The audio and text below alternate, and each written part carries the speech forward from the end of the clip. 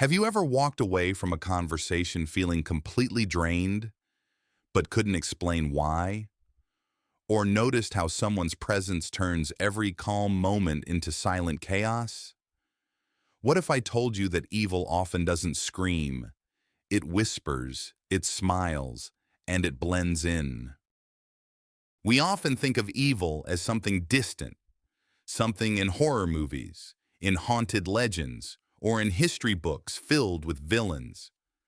But the truth is, evil walks among us, not with horns, not with a tail, but with charming words, calculated actions, and a mask of innocence. It doesn't shout, it manipulates. It slowly, quietly, steals your energy, your peace, your clarity. Let me ask you, have you ever been around someone who made you feel like you were constantly wrong, even when you were right? Someone who praised you in public but poked holes in your confidence in private? That's not just a toxic person. That's someone with a dangerous skill, manipulation. And here's the scary part. They don't even need to raise their voice to control you. But don't worry. You're not powerless. The ancient Stoics, like Marcus Aurelius and Seneca, have left us with powerful wisdom, timeless insights that act like a shield for your soul. In this video, we'll uncover 10 clear signs that you're dealing with someone evil, and more importantly, how to protect your peace, your energy, and your integrity. So let's begin with sign number 1, constant manipulation. Sign number 1, constant manipulation. Seneca once wrote, "He who has many fears has many things that can be manipulated." It's not just a quote, it's a red flag. Because manipulators prey on fears, your insecurities, your doubts. Let me share something personal. Years ago, I worked with a colleague who, at first glance, was the dream teammate. He praised my work constantly, always made me feel seen and appreciated. "You're the backbone of this project," he'd say. It felt good. I trusted him. I let my guard down. But something strange started happening.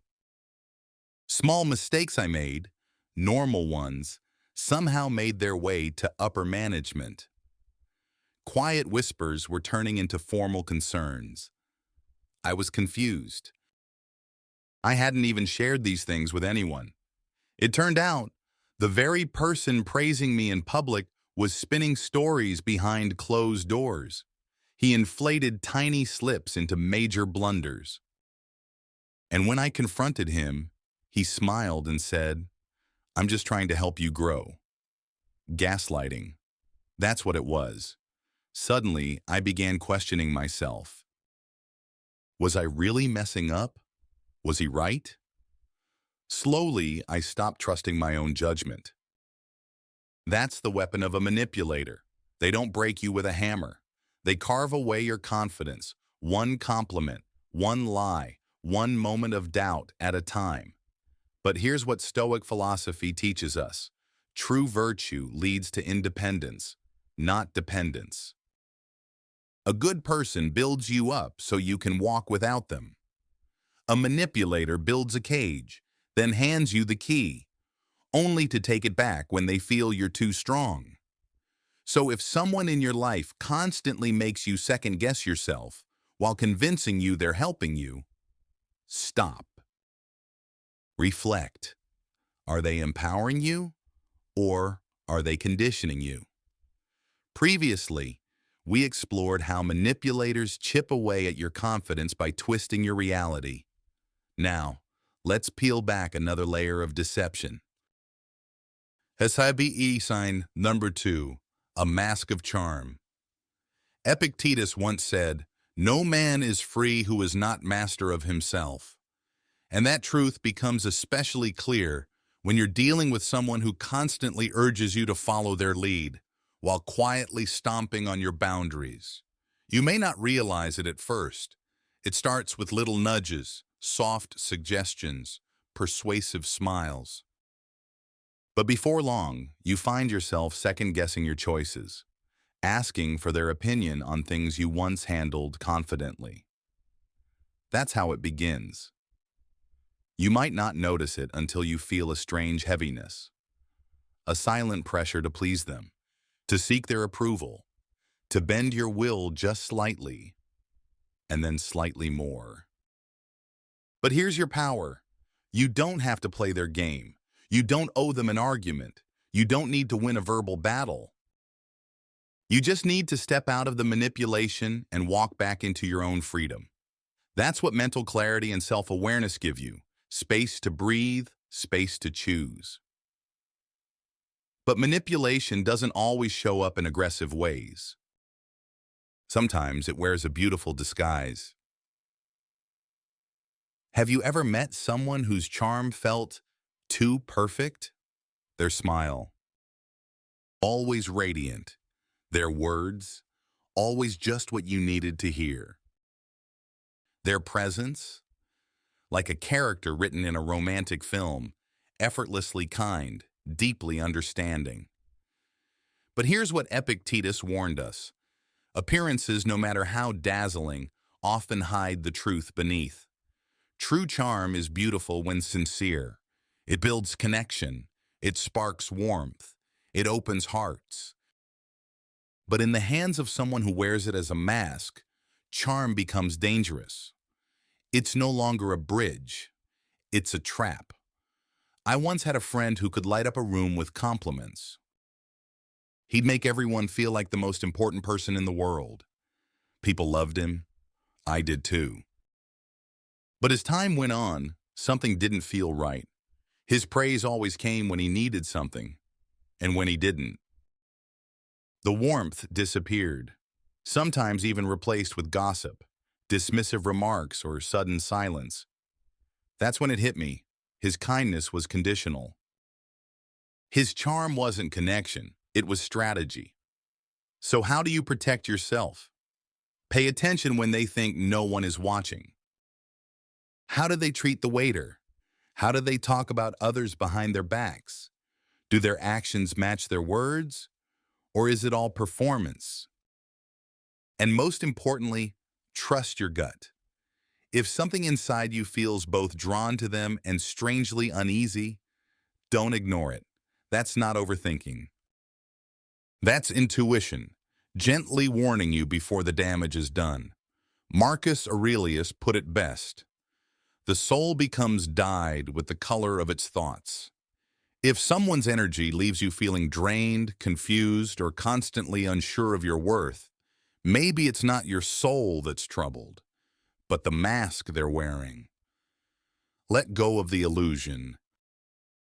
Choose peace over polish. Choose truth over charm. Previously, we peeled back the mask of charm. Now it's time to confront the poison that hides beneath. Lies without conscience. Sign number 3. Lies without conscience. Stoic philosophy teaches us one vital truth. Real goodness doesn't wear a disguise. Authentic kindness doesn't need a spotlight, or rehearsed lines, or strategic praise. It simply shines, quietly, steadily, without trying to impress. But when someone builds their identity on illusion, they must constantly cover up the truth. And nothing feeds that illusion more than habitual lying. Marcus Aurelius once said, "If it isn't right, don't do it. If it isn't true, don't say it." Yet for truly deceptive people, truth is not a principle. It's a problem. They don't lie by accident. They lie because dishonesty works for them. Their lies are tools, carefully shaped to gain power, deflect blame, or twist your understanding of reality. Let me give you an example. I once had a colleague, let's call her Elise. Elise always had a dramatic story to tell. She spoke with confidence, laced her words with just the right emotion, and people listened. One day, she claimed full credit for a major project, saying she managed everything from start to finish alone. I was surprised, but impressed, until I saw the documents. Every email, every file, every team log showed a different picture. She had contributed, yes, but so had 5 others. And not only did she take credit for their work, she deliberately left their names out when speaking to leadership. So I confronted her, calmly. Instead of admitting fault, she gaslit the entire conversation. "You misunderstood," she said. "You're reading too much into this." Then she changed the subject, blamed others, and played the victim. That's when I realized her lies weren't random. They were calculated. They weren't sloppy. They were strategic. And that's exactly how malicious people gain control. They twist the truth slowly, so you start questioning your own memory. They deflect, distract, and dismantle your clarity. They don't just lie. They shape a narrative so convincing, you start to doubt yourself. But here's what Stoicism teaches us. Truth needs no maintenance. A lie demands constant effort. One lie needs another to survive. And eventually, that house of cards begins to wobble. To protect yourself, observe carefully. Do their stories shift under pressure? Do their actions match their words? Are there contradictions when no one else is around? Actions are louder than words. If what they do and what they say don't line up, believe what you see, not what you hear. And don't be afraid to ask questions. Push for clarity. Protect your boundaries. Because honesty isn't just the root of trust. It's the mirror that reflects a person's true values. So the next time you come across someone who lies without blinking, don't chase their stories. Guard your peace. Walk away if needed. Real strength lies not in arguing with liars, but in staying loyal to your truth. We've seen how lies can distort your reality, but behind those lies often lurks something colder, something even more disturbing, a complete lack of empathy. Sign number 4, lack of empathy. Seneca once wrote that humans are social beings, not meant to exist solely for themselves. Empathy is the thread that weaves humanity together. It allows us to feel joy through another's happiness and to carry a bit of someone's burden when they're in pain. But for the truly malicious, empathy is absent, not just missing, but deliberately discarded. These individuals don't see others as people with emotions and dignity. They see them as tools, pawns in a strategy that serves only one person, themselves. Let me paint you a picture. Imagine you're sitting across from a friend. You've had a rough week, stress, loss, uncertainty. You decide to open up, to share, to be vulnerable. But before you can even finish your sentence, they interrupt. "Oh, that's nothing. You should hear what I went through." Just like that, your pain is minimized, your voice drowned out by their ego. This isn't just a bad habit. It's a repeated pattern, a refusal to engage, to connect, or to care. True empathy means stepping outside your own world to witness someone else's. But those who lack empathy remain locked in their own orbit. Your joy only matters if it serves them. Your pain is only acknowledged when it can be used. And worse, sometimes they don't just ignore your pain, they enjoy it. There's a chilling emptiness in their reactions, a vacant smile, a passive silence, a subtle delight when you fall. That's when you realize empathy is not just a nice trait, it's the foundation of all meaningful relationships. Without it, every interaction becomes transactional, one-sided, exhausting. Malicious individuals may pretend to care when it suits them. They might mirror concern or mimic kindness, but sooner or later, their mask slips. Their emotional detachment becomes undeniable. Marcus Aurelius offered us this wisdom. Don't argue about what a good man should be. Be one. So, what should you do when faced with someone who clearly lacks empathy? Start by protecting yourself.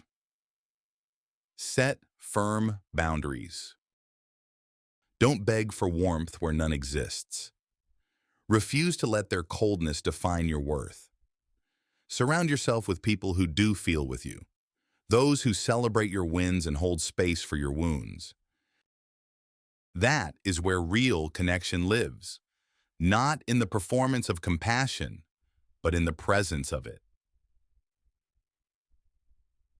Before we move on to the next sign, if this message is resonating with you, don't forget to hit the like button and subscribe with the bell turned on so you don't miss the next video. If you've ever experienced these signs firsthand, drop a comment saying, "I see the signs." Let's keep learning, growing, and protecting our peace. Now, let's move to sign number 5, the hunger for control. Previously, we explored how a lack of empathy can drain your spirit. But the most dangerous manipulation doesn't just silence your emotions, it seeks to own your very thoughts. Sign number 5, the hunger for control. Marcus Aurelius once said, "You have power over your mind, not outside events.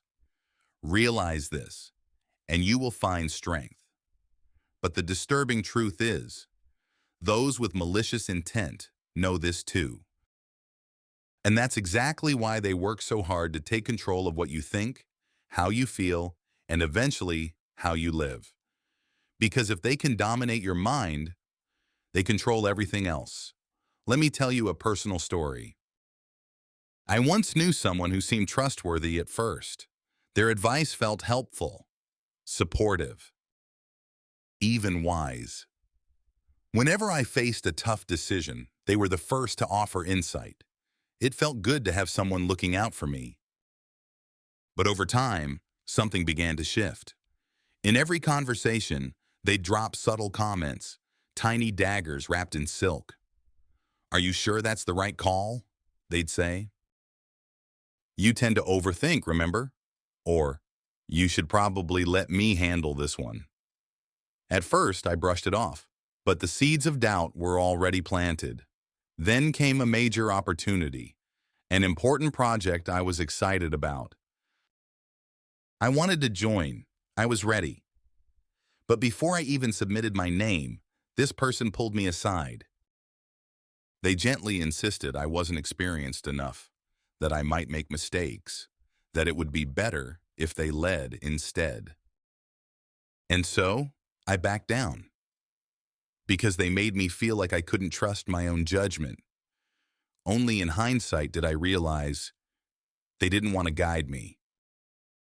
They wanted to contain me, to keep me dependent, to stop me from growing beyond their reach.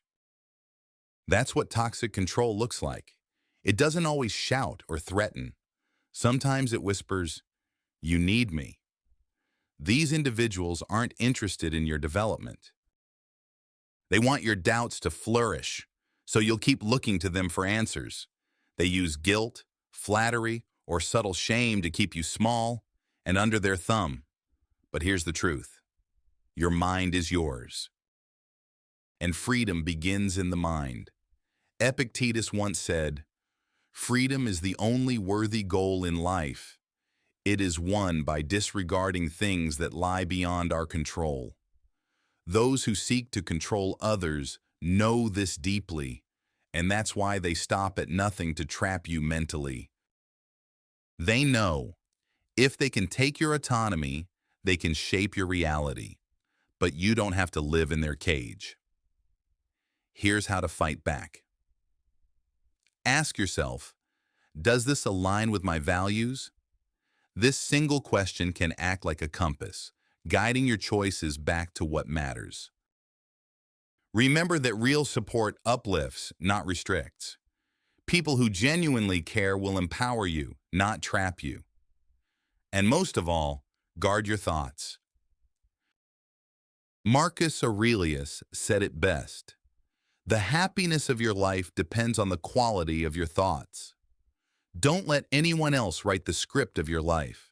Your autonomy, your inner compass, is the greatest power you possess. It belongs to you and no one else. So when someone tries to take that from you, stand firm. Protect your mind. Walk away if you must. Freedom begins not with escape, but with awareness. And those who truly love you, they won't try to own your mind. They'll walk beside you, not in front of you. Up next, sign number 6, blame games and deflection, and how manipulators twist the truth to always come out clean. After exploring how toxic people attempt to dominate your mind, we now step into a deeper layer of manipulation, one where truth is twisted and blame becomes a weapon. Sign number 6, blame games and deflection. Some people just can't say these 3 simple words. It was my fault. Instead of taking responsibility, they weave tales that position themselves as the eternal victim, no matter the situation. They're masters at dodging accountability with unsettling ease, casting shadows on others while keeping their own image clean. Seneca once observed, "Truth stands firm without justification, while lies always require elaborate stories to sustain them." And that couldn't be more accurate. These individuals don't just avoid consequences. They pass the burden, often onto the very people who trusted them the most. Let me share a personal experience. I once collaborated on a high-stakes project with someone I considered a close friend. Things began smoothly, but as pressure mounted and problems surfaced, her behavior shifted. Instead of confronting her own mistakes, she subtly pointed fingers, mostly at me. It started gently. "I just think your organization style might be part of the issue," she'd say, with a smile that seemed helpful on the surface. But those words cut deep. It wasn't feedback.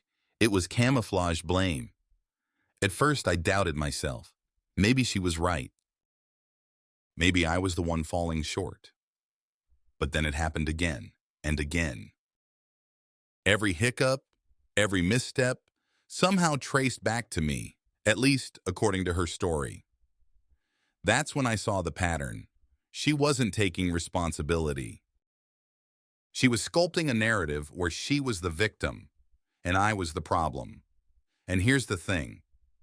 People like this don't need to raise their voice or start drama. They manipulate with precision, using your own empathy and self-doubt against you. They make you feel guilty for things you didn't do. They rely on your kindness to absorb the blame they refuse to carry. Marcus Aurelius reminds us, the truth stands on its own. And that's exactly how you defeat the blame game. When faced with this behavior, stay rooted in facts. Don't get pulled into emotional confusion or subtle guilt traps. Keep a record of what happened. Stick to objective language. And when they twist the truth, respond calmly but firmly. Ask for clarity. Set the record straight. You don't need to argue. Just refuse to accept their version of reality when it contradicts the truth. And most importantly, set boundaries. These individuals thrive on psychological games. They're not seeking growth. They're seeking escape from accountability. Don't let them use your compassion as their shield. True character is revealed in moments of failure. And when someone consistently dodges responsibility, that's no longer a mistake. It's a mirror reflecting who they truly are. Your role isn't to fix them, it's to protect yourself. Guard your peace. Stand in your integrity. And when necessary, walk away from the blame game entirely. Up next, sign number 7, the pleasure of pain. A truly chilling trait of malicious people, when your suffering becomes their entertainment. We've seen how manipulators dodge responsibility, but what if their behavior goes even further, deriving pleasure from the pain of others? This is where things get chillingly personal. Sign number 7, the pleasure of pain. There's a type of darkness that doesn't scream, it smiles. A kind of cruelty that doesn't attack directly, but lingers in silence, watching others suffer, and finds joy in it. You may have seen it before. A smirk when someone stumbles. A mocking laugh during someone else's public failure. A sarcastic comment coded in fake concern. At first, these moments may seem harmless, maybe even normal, but over time, a pattern emerges, a pattern that reveals something deeply unsettling. Some individuals don't want to grow by lifting themselves. They want to rise by pushing others down. I once had a friend who seemed oddly enthusiastic about the struggles of others. She'd eagerly share stories of colleagues messing up, and there was always a gleam in her eye when she recounted someone else's embarrassment. I brushed it off at first as harmless gossip, until one day she laughed when a coworker was publicly reprimanded. She didn't flinch, she didn't sympathize. She smiled, she enjoyed it, and suddenly I saw her clearly. She wasn't interested in helping, supporting, or building. She wanted to feel above others by watching them fall. Seneca once said, "No man is more unhappy than he who never faces adversity." But for people like her, adversity isn't something to overcome, it's something to exploit. They feed off failure, not their own but yours. They spread gossip, sabotage plans, or quietly root for your downfall, all to temporarily feel superior. But this isn't strength. It's insecurity, masked as confidence. And that satisfaction they feel, it's hollow. It's fleeting. It's a bandage over their own sense of inadequacy. Stoic philosophy teaches us to protect our inner peace, to guard our self-worth from those who try to erode it through comparison or cruelty. So how do you handle people who seem to take pleasure in pain? Start by recognizing the signs. Do they light up when others struggle? Do they fixate on failure? Do they minimize your achievements or highlight your flaws? If the answer is yes, walk away. Every second spent with someone who enjoys your suffering is a second you lose clarity, confidence, and calm. True joy isn't found in someone else's failure. It's built in encouragement, empathy, and mutual respect. Surround yourself with those who celebrate your wins, no matter how big or small. People who help you rise instead of hoping you fall, because real strength isn't stepping over others. It's rising together. Up next, sign number 8, isolation as a weapon. A tactic as old as manipulation itself, cutting you off to gain control. After revealing how toxic people find joy in your pain, we now uncover one of their most cunning tactics, isolating you from those who give you strength. Sign number 8, isolation as a weapon. Toxic individuals don't always need to shout or control directly. Sometimes all they need to do is whisper. Whisper doubt. Whisper division. Whisper just enough poison to make you question the people who've always been your foundation. I once had a friend who, on the surface, seemed genuinely caring. She'd ask about my day, support my goals, and always offered advice. But over time, I started to notice a pattern. Her remarks, though subtle, began targeting the people closest to me. "Your best friend doesn't really treat you the way you deserve," she'd say, with quiet concern. "Your family doesn't understand your potential like I do." It sounded thoughtful at first, I brushed it off. Maybe she was just being protective? But as the weeks passed, these comments became more frequent, more pointed. Doubt crept in. Was she right? Was I blind to how others treated me? Soon, I found myself pulling away from the very people who had always supported me. Not because they changed, but because she made me believe they had. Her approach wasn't loud or aggressive. It was careful, calculated, and devastatingly effective. That's the sinister power of psychological isolation. Toxic individuals don't want you surrounded by strong, loving voices, because those voices challenge their influence. They want to be the only voice you trust, and the lonelier you become, the more control they have. But here's what they don't want you to realize. True strength comes from connection, from authentic, nurturing, and honest relationships. It's not isolation that builds resilience. It's unity. It's the presence of real people who tell you the truth, even when it's uncomfortable. People who lift you up, not tear others down. If you ever find yourself feeling strangely disconnected from your friends or family, pause. Reflect. Ask, did this distance grow naturally, or was it influenced by someone else's words? Trust your instincts. Reach out to those who've always been there for you, because sometimes the most powerful thing you can do is send a message, make a call, or share a moment of vulnerability. Even when life feels uncertain, your community, your real one, can anchor you. Stoic philosophy reminds us, we are not meant to walk this world alone. We are designed for cooperation, for belonging, for love. Isolation is not strength. It's control in disguise. So don't let anyone separate you from those who truly matter.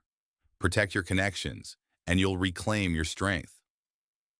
Up next, sign number 9, jealousy in disguise. How envy wears a mask of concern, slowly eroding your confidence.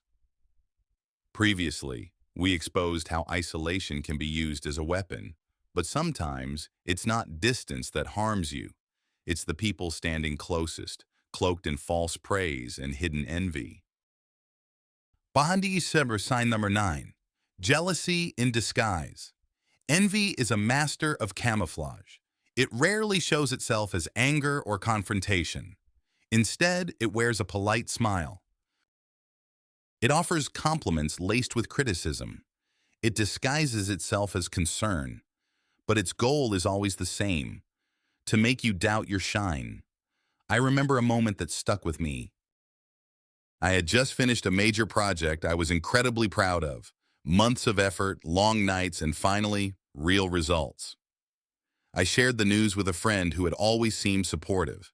She smiled and said, "That's great. But next time, you should push yourself a bit harder. Really aim for something more impressive." At first, I nodded. Maybe she was right. But as I reflected, the tone lingered in my mind. Not encouraging, but cutting.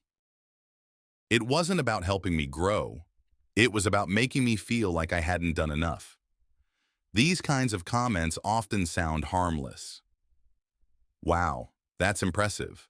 But I heard someone else did the same thing and got even better results. You did great, but don't let it get to your head. Okay? Nice. Though I wonder if you could have done it faster with a different method. Do you notice the pattern? They always end with a shadow, a subtle suggestion that you're not quite there yet, that your success is conditional, that someone else has already done it better. This isn't encouragement. It's erosion. Jealous individuals won't openly compete. They won't fight you. They'll undermine you, slowly and strategically. Because your light threatens the darkness they haven't dealt with inside themselves. As the Stoics teach us, we must trust our inner voice. If someone's words make you feel smaller, not stronger. Listen to that feeling. That's your intuition tapping on your shoulder. A genuinely kind person lifts you up with no hidden motive. They don't need to place conditions on their praise. They simply say, I'm proud of you. Keep going. No comparison, no qualifiers, no hidden shade. But envy? Envy needs to level the playing field, not by rising, but by pulling you down. So how do you protect yourself? Set boundaries. If someone's support feels more like subtle sabotage, limit your emotional exposure. Trust your gut. Not every smile hides goodwill. Celebrate your wins unapologetically. You're not responsible for someone else's discomfort with your success. Because here's the truth.